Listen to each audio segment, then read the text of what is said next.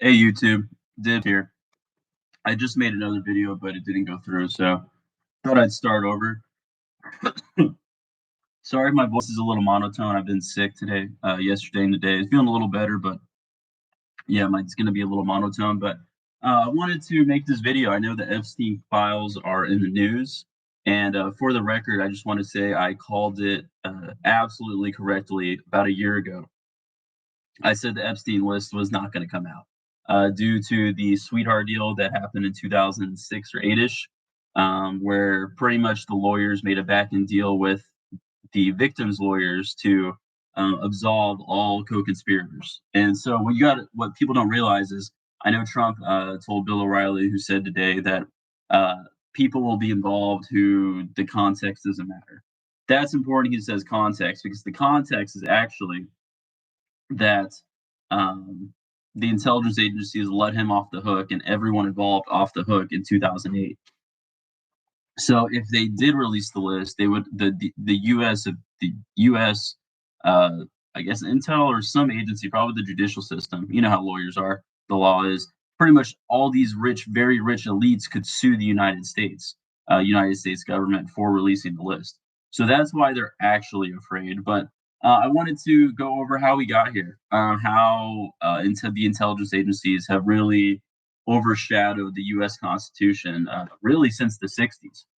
People think that our country's never been perfect. If you go back, you can see the XYZ affair and under John Adams, I believe, like that was very unconstitutional. A lot of things under the Civil War Lincoln did was unconstitutional.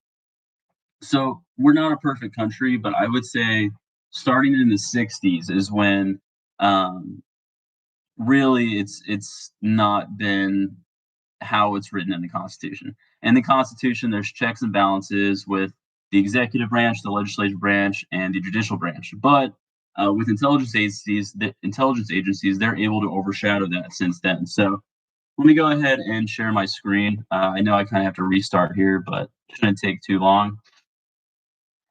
So the CIA was formed in the late 1940s after World War II. This was, I believe it was after World War II.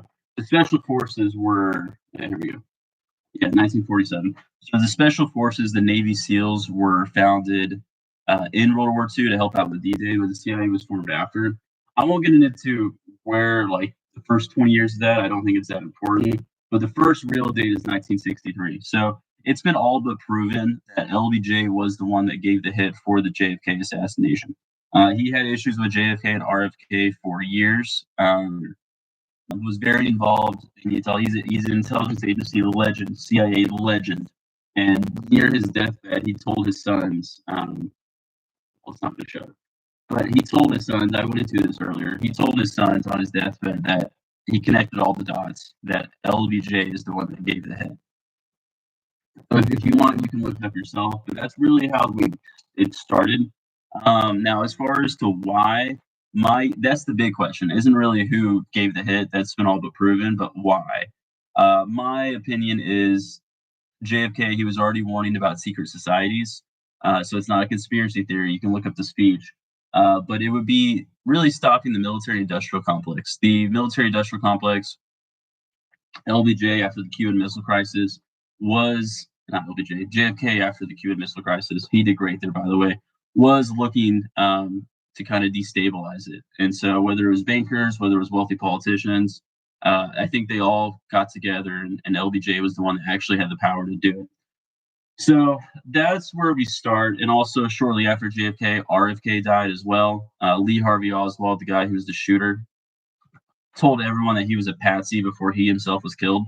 And then that person who killed him died from cancer like 2 years later. So this is all very well planned. At the same time, in the '60s, Bush Sr. was a CIA operative. Now, it's not proven, but if you look at the CIA document right here, they actually had to dispute it. They disputed, but even if you look into it, the substance of the foregoing information was orally furnished to Mr. George Bush of the Central Intelligence Agencies, the Hoover memo stated. Speculated the vice president used his Texas oil business as a cover for inside CIA activities in the early 1960s. The vice president denied this report. Of course he did. So that's where you can connect the dots as far as the old guard to the new legacies that we have. Bush Senior, Bush Junior. So that's really where it started. That I would say the first nail, not the first nail, but the first wound to the Constitution was met, because the agencies, they make jokes all the time that oh, the president and your administration's only here for 4 years. We'll be here for 48 years, so we'll be here for 40. So that's kind of the timelines we're dealing with. In the 80s, the CIA got more power, most notably the war on drugs. Nancy Reagan, and Ronald Reagan were very harsh on criminals and drug users, while also funneling crack cocaine into African American communities at a mass scale. So now, like, fentanyl hit the news, and fentanyl's terrible, but back then it wasn't really well known because there's a lot of racism. Most historians know that most of our presidents were racist. So that's really where the CIA continued to get power. I think they garnered a lot more power under Ronald Reagan. The 90s, 2000s, not a lot happened under Bill Clinton, except I would say corporations being able to pretty much buy politicians. There was limits before Bill Clinton about how much you can give to a politician. After, it's pretty much been a barcode. You can buy politicians left and right. It's very easy. So that really happened, but it wasn't until the 90s under George W. Bush that intelligence guys started creeping their way back. So before I get into anything else, I just wanted to. I should have said this in the beginning, but this is my second time doing this video. This is all a theory, technically, even though there's a lot of pretty much proven information. The CIA has been real good about blacklisting everything and not really allowing any truth to be had. That's their job. So, and then also, a quick disclaimer: I myself, talking about very powerful people and organizations, I am not anywhere close to unaliving. That possibility isn't even in the cards for me. I very much adhere to kind of like the Valhalla thing, where you kind of got to fight your way to death, and death can get me when it earns me. So, if anything happens, there you go. So in the 90s and 2000s, going back to here, uh, really Bush Senior had, and the whole Bush family had issues with Saddam Hussein, which I believe they helped put into power. But there was already tensions arising personally, not even with the family, but not even with the country, but personally within the family under Bush Senior. So we did the first Gulf War. Won't get into too many details there, but 9/11. Now, everyone has their own theories of 9/11. I believe it was calculated by the CIA. Whether it was planned or allowed, that's a big question, but I do think it was a pretty easy way to be able to go to war in the Middle East, which we ended up sending troops to the wrong country, and then Halliburton and Dick Cheney, were able to get their oil. But there's just too many things about 9/11. Really, what got me is I dated a girl in high school whose dad was a pilot, and he told me, he's like, there is a 0% chance that a single plane could do that. So that's just my opinion. Everyone has their own, but I believe 9/11 was, the intelligence agencies knew what they were doing as far as probably allowing it to happen. And then also the Pentagon. The Pentagon only allowed the Pentagon being destroyed the day after the black budget was like trillions in debt or something, and they only showed 3 frames.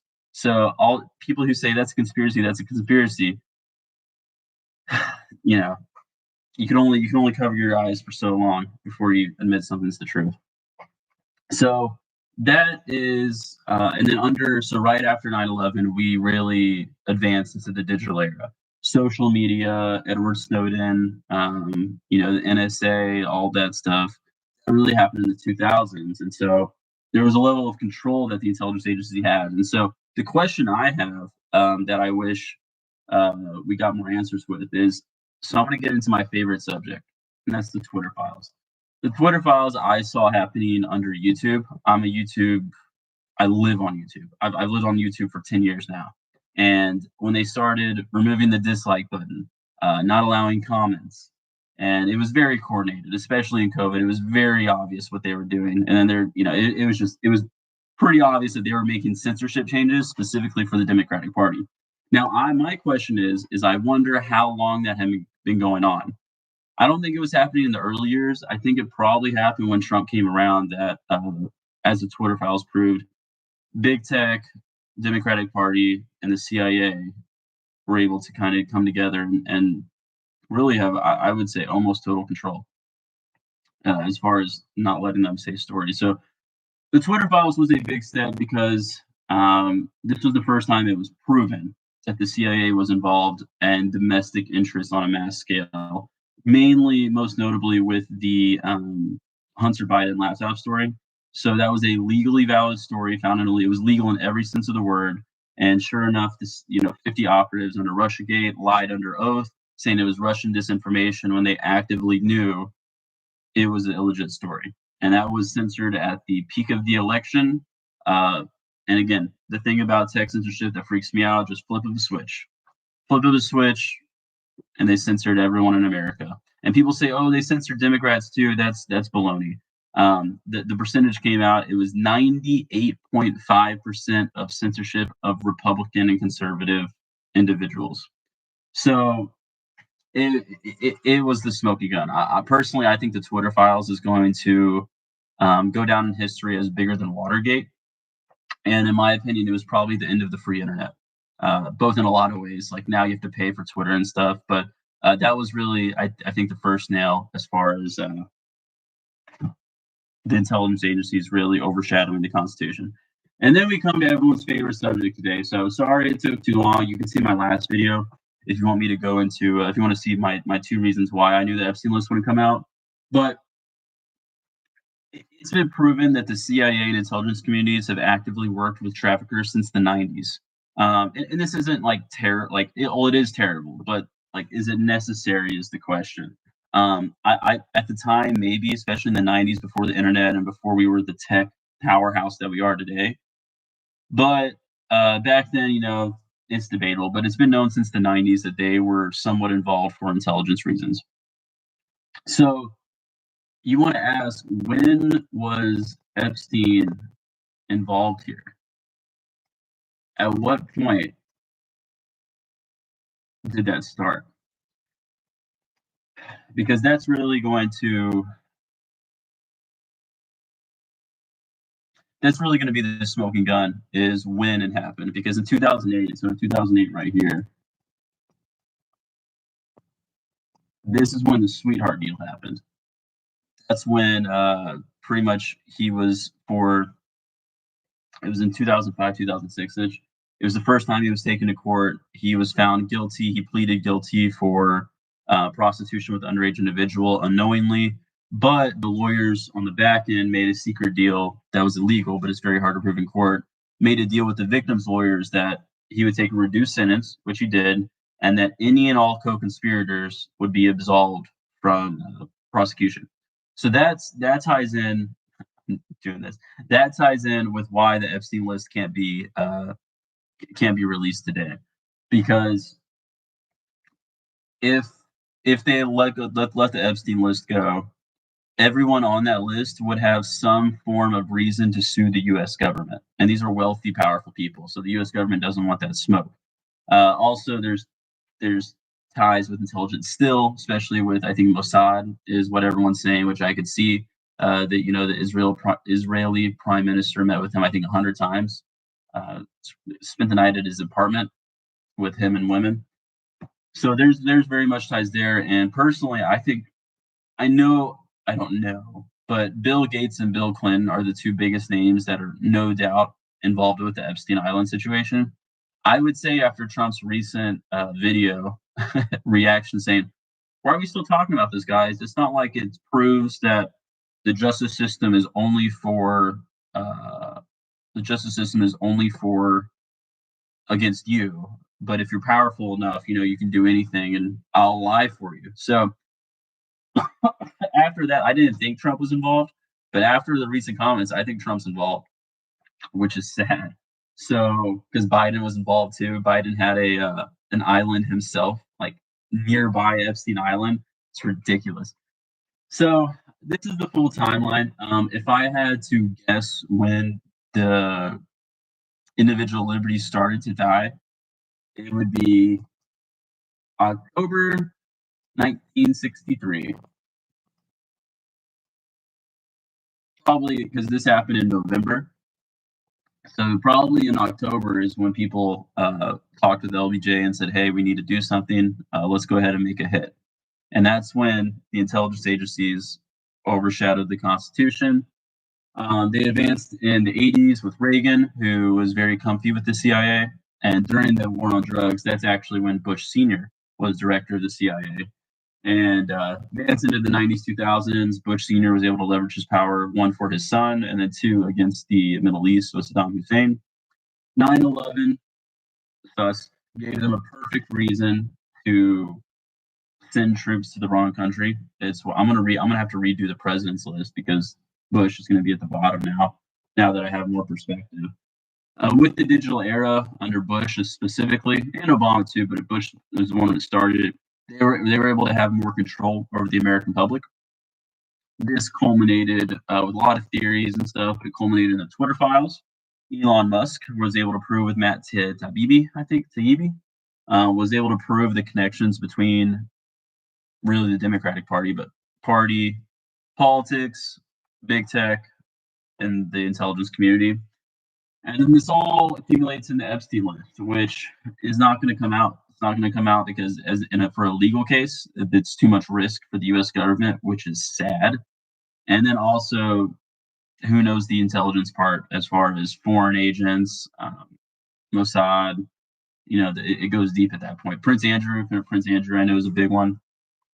So I wanted to make this diagram. I thought it would be interesting to kind of go over the timeline as far as how intelligence agencies really, in my opinion, I think they're destroying the Constitution. They're destroying the American public.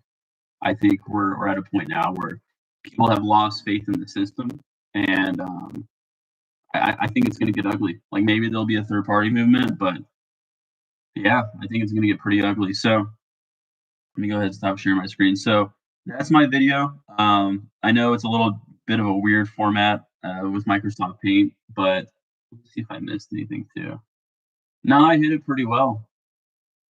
Yeah, hit it pretty well. Oh, and the Warren Commission. If you go back to the JFK assassination with the Warren Commission, everyone on that committee, just like with January 6th committee, it's just a joke. It's what's the meme where it's like we've investigated ourselves and found nothing wrong. Very similar to that. So yeah, that's my video. I'll be uploading a lot more just because why not? I think uploading is fun. And who knows, I'd love to make a career out of it if I could. I doubt it, but if I could. So my next videos will probably be, I'm working on I'm going to do one about Jaime Lannister and Ned Stark, and how they're similar. And then I'll be doing one on iDubbbz. I think the interview with the boxing coach is probably the most embarrassing YouTube video I've seen in years, man. The details, I know everyone's about Love Island and stuff, but everyone loves internet drama. But the whole iDubbbz boxing coach and Anissa thing it's bad, man. It's bad. It's really bad. So I just thought that would be a fun one to kind of dive into. I'll do a reaction video. So yeah, this is my video. If you have any questions, let me know. Any comments? I know my audience is small right now, but just want to repeat. Mentally, I'm doing great.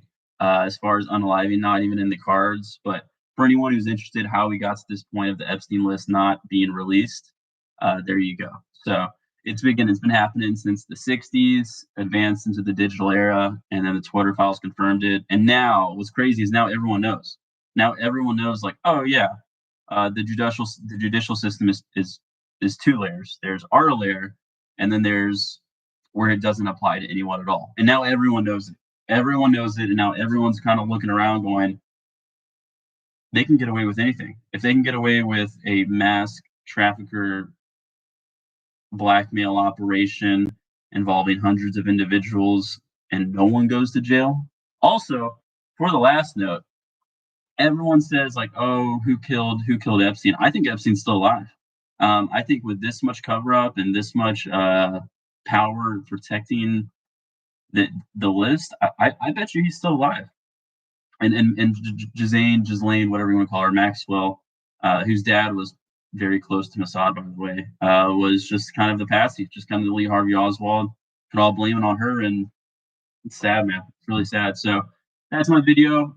Prayers to all those affected by the Texas flash floods. God bless, and I'll see you all next time. Thanks.